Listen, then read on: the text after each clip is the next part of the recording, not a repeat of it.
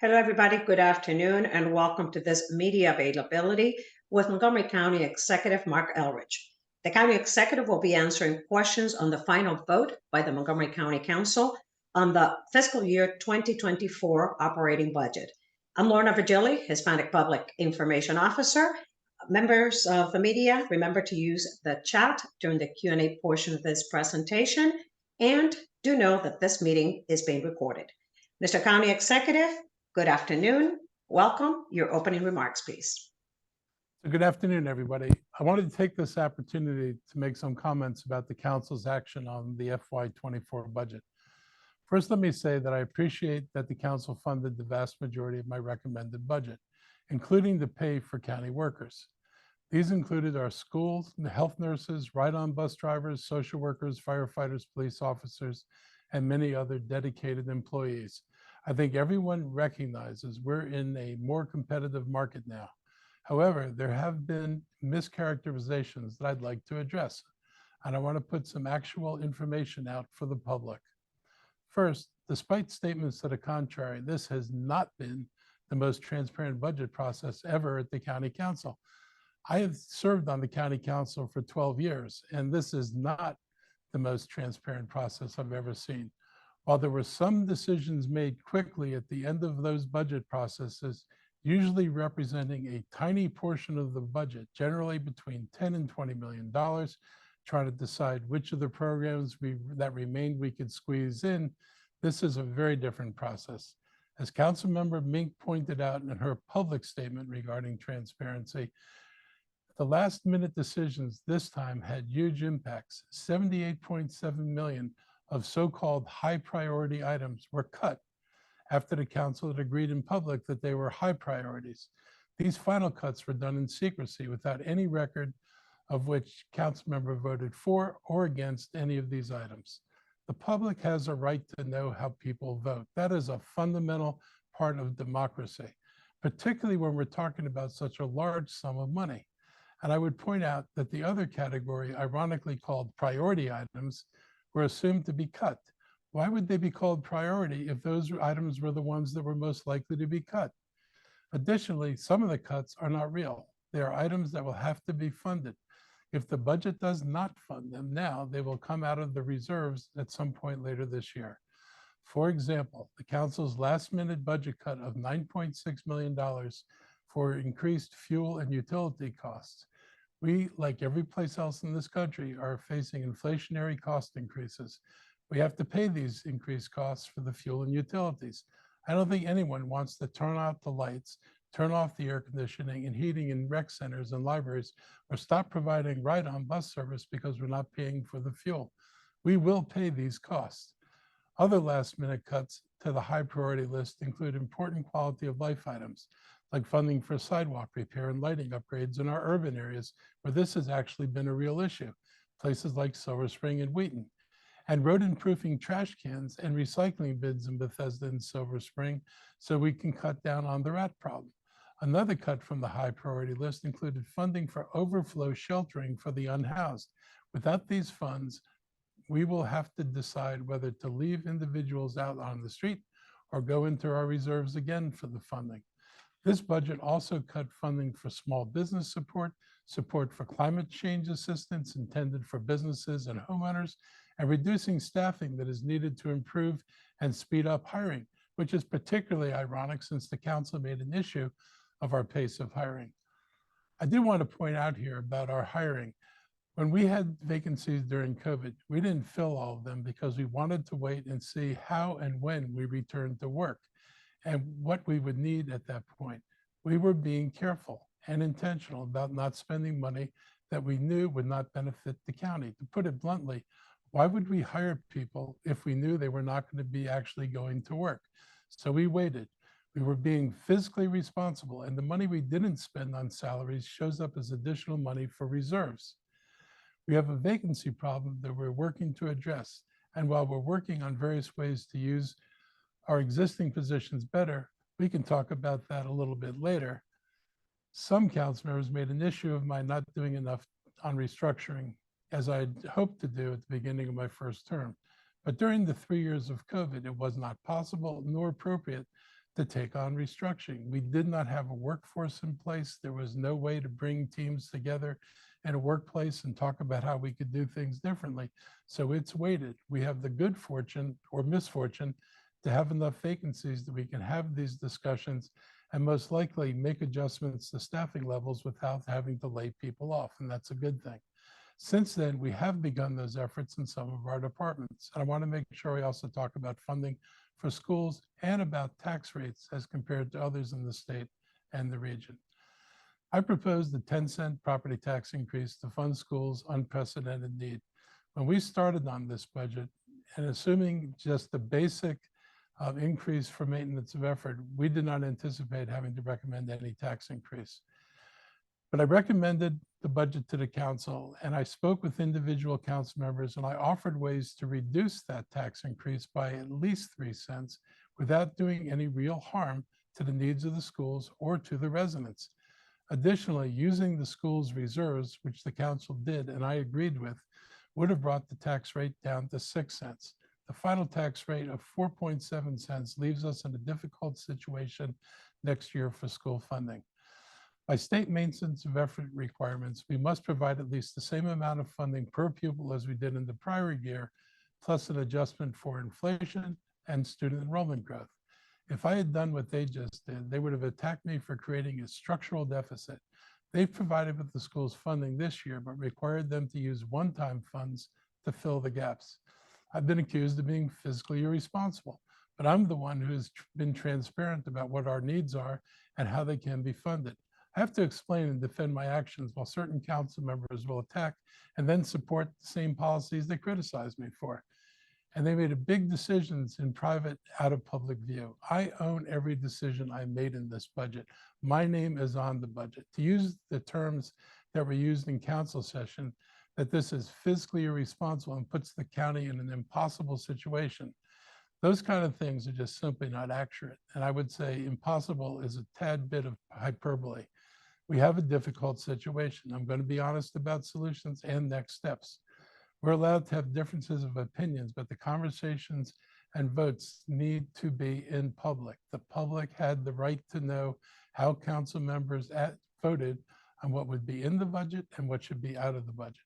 And the constant attacks need to stop. I feel compelled to respond to them because of so much mischaracterization. Some members of the council attacked superintendent and the Board of Education and then gave them no opportunity to respond, even when they asked for permission to respond. I've never seen anything like that, because you bring the board in front of you and the super in front of you to talk about their budget and then make comments about the budget and then don't let them respond is really not a fair thing to do. And the public would have benefited from hearing the school's responses. The school's needs are real. Our per pupil spending, when adjusted for inflation, has gone down since 2010. Today, we're only spending 80% of what we used to spend on our schools. I hear people say, you know, the schools used to be better, they used to be different. We used to fund schools differently. The difference in our spending is not just in teacher salaries. So while it's great to pat yourself on the back for supporting teacher salaries, it's also program levels and the staffing that we support that makes a difference in a classroom. This chart shows where we were in 2010 compared to today. Almost $3,000 less per pupil, 80% of what we funded in 2010. We are known nationally for the quality of our schools, and that's because we invested in them. We were known for paying our teachers and other staff well and giving them the supports they needed. That requires investment to attract quality staff and to keep them. One of the problems we have, and I'll be pointed about the teachers, is that starting pay in Montgomery County is about $53,000. This will raise it close to $58,000. When the moderately priced dwelling unit program was created in 1974, the purpose of the program was to serve teachers, firefighters, and policemen. One of the things that's happened is starting pay for a teacher would no longer qualify them for the MPDU program, not because their incomes are too high, but because their incomes are too low. Other counties in Maryland now spend more than we do, and this is a glance of a few of those counties. I want to be clear that nothing has changed within MCPS from when I recommended the budget till now. Schools still need the money that would have been collected had the 10-cent property tax been approved. I know that 10 cents was a lot, and I offered multiple times to work with the council on ways to lower that number without jeopardizing the funding of the students and residents. The money we will spend on schools this year versus last year is an increase of 8.5%, which is good. But how it was funded is not good for next year or the following years. On the one hand, it funded salaries. On the other hand, it didn't fund staffing needs, didn't allow increases for inflation, which is a problem that everyone is all too familiar with. Whether it's food for school lunches, repair and replacement of equipment, whether rising costs of fuel for vehicles and building and heating and cooling, these increases are real and should have been in the base budget. Additionally, they're going to increase lapses in the schools, which means certain positions are going to go unfilled, which means that classes may find themselves without teachers when subs can't be found, which is another real problem. And this is happening today. I've talked with teachers in multiple schools who have pointed out that when teachers are sick, often the number of teachers who are not able to come to work exceeds the number of subs they're able to bring in. This requires classes to be combined. It requires classes not to be taught by teachers. It requires the doubling up of groups, and this is not an effective way to teach, and it's not fair to the staff. It's really not fair to the students. They're also shifting $30 million of their operating expenses to ESSER. ESSER are the federal funds, and these are one-time funds, and operating expenses are ongoing. So the school system's going to spend $30 million on mostly on things that are going to be ongoing expenses, and when the ESSER money goes away, those all still stay in the budget, and we'll be back here now next year talking about how do we raise $30 million to cover this gap. The budget approved this week by the council ignores record levels of reserves that could have been used. Record reserves can also be called budget surpluses. Our surplus is higher than the target of 10% that we set. Our administration is the first to achieve these targets, and last year we ended up with 14% reserves. Additionally, their budget continues to expect taxpayers to foot the entire bill for retiree benefits, leaving untouched hundreds of millions of dollars, $750 million to be exact, in a reserve fund that was specifically created to pay all or part of the health benefit costs. I already noted that other counties in Maryland spend more per pupil than we do. So do school districts in Northern Virginia. And the chart shows that Arlington, Falls Church, Alexandria, Fairfax, and Loudoun County are all spending more per pupil than we do. Fairfax collects a lot more money from their property tax, over $3 billion. We collect about $1.9 billion. They collect more than $1 billion than we do, and they're not much bigger than we are. And they've just lowered their property tax rate to $1.09, which is still higher than what ours would have been had the entire 10-cent tax increase that I proposed been approved. My proposal would have brought us to almost $1.08. The council's rate will be $1.03, significantly lower than Fairfax's newly lowered rate, which leads me to talk about taxes and investment. We have to invest in our county, in our schools, in our neighborhoods, roads, and transit, and even more. We need to continue to make it a great place to live, study, and work. If increasing the property tax is deemed too burdensome for the residents, then we need to look elsewhere. Repeatedly, I have shown that our commercial properties are undertaxed as compared to the District of Columbia and all of Northern Virginia. Both commercial property owners and homeowners are paying higher property taxes in Northern Virginia. At the same time, there are people who say that people don't want to come to Montgomery County because of the high taxes. One of the reporters asked me this at a press conference, and I pointed out, well, they're not going to Northern Virginia because Fairfax and Alexandria exceed our tax rate. In Maryland, Howard County is at $1.25, and Frederick County is higher than our tax rate. So they're not going there. So I'm not quite sure where people think they're going to go to get a lower tax rate than they get in Montgomery County. The reality is quite different from that assumption. I'm happy to note that businesses are coming to Montgomery County, and our unemployment rate is the lowest it's been in 20 years, 2%.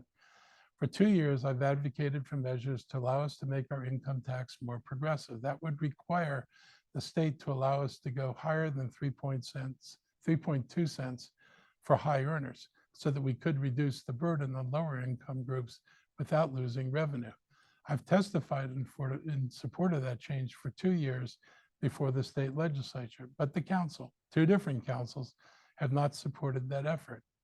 I'm willing to take difficult stands. I want to point out that this is what I told the state legislature when I was testifying. I didn't realize at the time how prophetic it was, but I said that if we continue to solely rely on property taxes, because in counties like Montgomery, we're at 3.2 cents on income tax, and that's the cap, then the only place to raise additional money from is from the property tax, which is not a very equitable way to raise tax money. And it certainly doesn't take into account differences in income. Whereas the income tax really raises money based on the incomes that people make and can be made more progressive. I've been asking our private sector to pay their fair share, making our taxation more progressive, but changing the status quo is not easy, and it's not helped by these nasty, inaccurate statements. The fact is that our commercial taxes are the lowest in the region, and the city and counties with higher tax rates are better able to fund their budgets with less reliance on residents. It is troubling to watch large commercial property owners talk about their concern for residents when property tax hikes in reality are going to affect their properties far more than they affect residential property. They're generally concerned about the impact on commercial property, not on what residents are going to pay. And in fact, they're willing to pay more in Virginia than they are here. How much more, you might ask? I'll just give you an example of what's in Fairfax County. Their tax rate was $1.11. It might have gone down to $1.09. They have a tax on all commercial property. I want to emphasize all, of 12.5 cents in addition to the base tax rate. They have a 3% tax on businesses on their gross receipts. 3% is the cap. Some get paid less, but the county has no gross receipts tax on businesses at all. We collect no income taxes from businesses here in Montgomery County. And Fairfax County and the other counties have special taxing districts. And in Fairfax County and Tyson's Corner, the combined weight of the property taxes on commercial property in Tyson's Corner is around $1.60. $1.60. Montgomery County, 99 cents. A big difference. And you can see and you can imagine what they're able to do with those revenues in Fairfax County that we can't do here.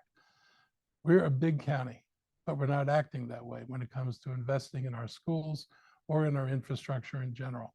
It remains our best asset and the biggest part of the county's reputation, which is a large part of why people want to come here and raise their families. For us to allow it to slip to the point where we're spending 80% of what we spent in 2010 is a mistake, and the council just compounded the mistake. It took care of part of the salary differential. It did not deal with the structural differentials in terms of staffing and programs. So to conclude, I'm thankful that more money will be going towards schools, and that's a win. I'm glad that 98% of my budget remains intact, but I'm disappointed by how we got there. Our community deserves the best schools that we can give them. Doing this is a half measure that kicks the can down the road and sets us up for more challenges ahead. We can handle the challenge, but going forward, we have to be honest and transparent about the real issues and real solutions. Thank you for taking the time to listen, and I'll take your questions. Thank you, Mr. County Executive, for those opening remarks. Members of the media, this is the time we open it up for the Q&A portion of this presentation. Please use the chat to request your time slot to ask your questions. I don't see any questions yet. We'll give it a second or two, Mr. County Executive.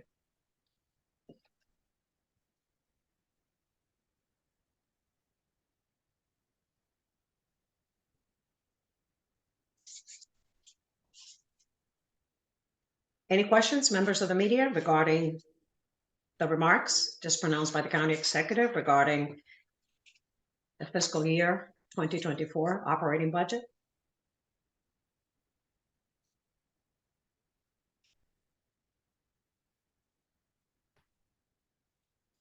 No questions?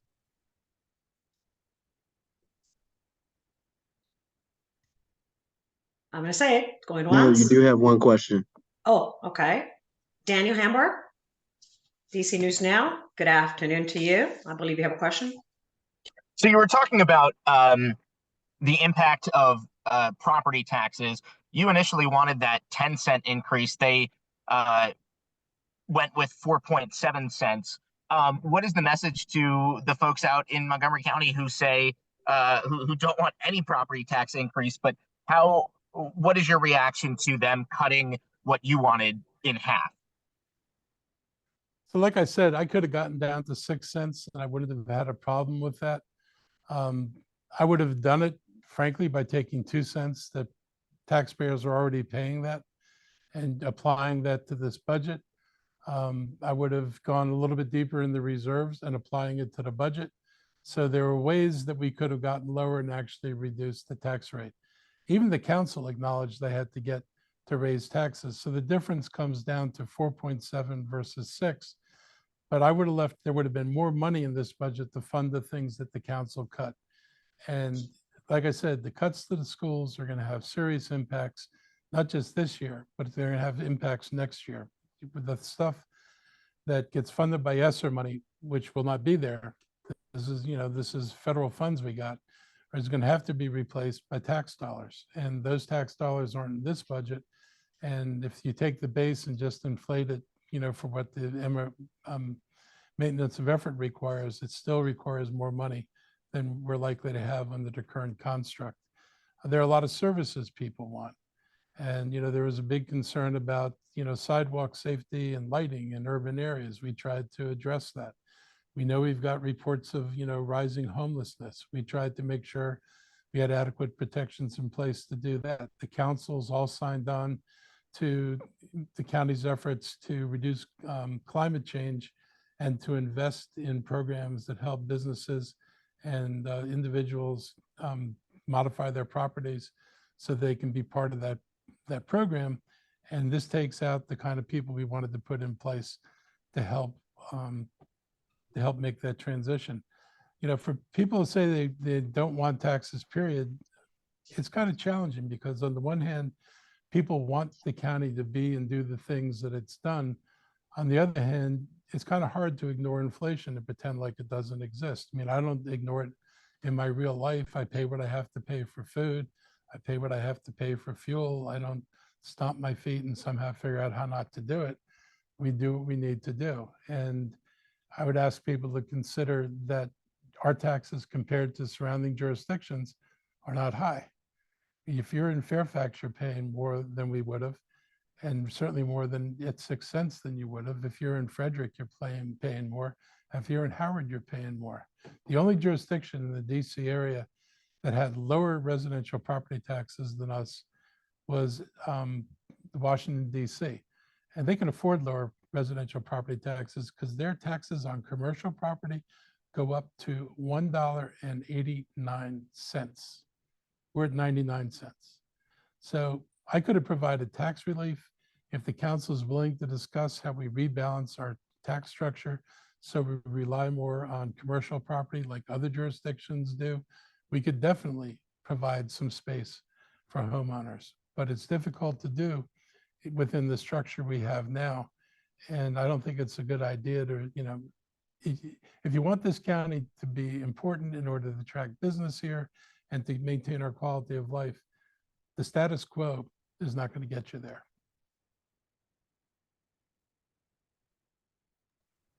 Any follow-up questions, Mr. Hamburg?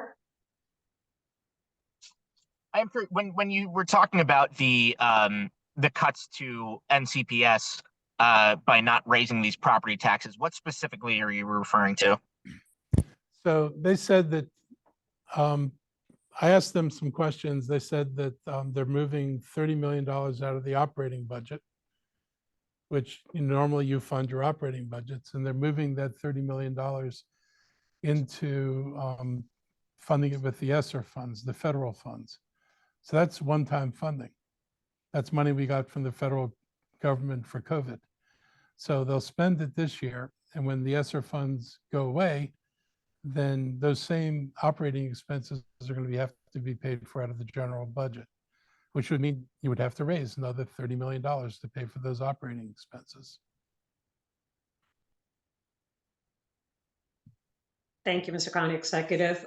Members of the media, any other questions regarding the fiscal year 2024 operating budget? If you have any questions, you can raise your hand here on the Zoom chat, the Zoom platform as well.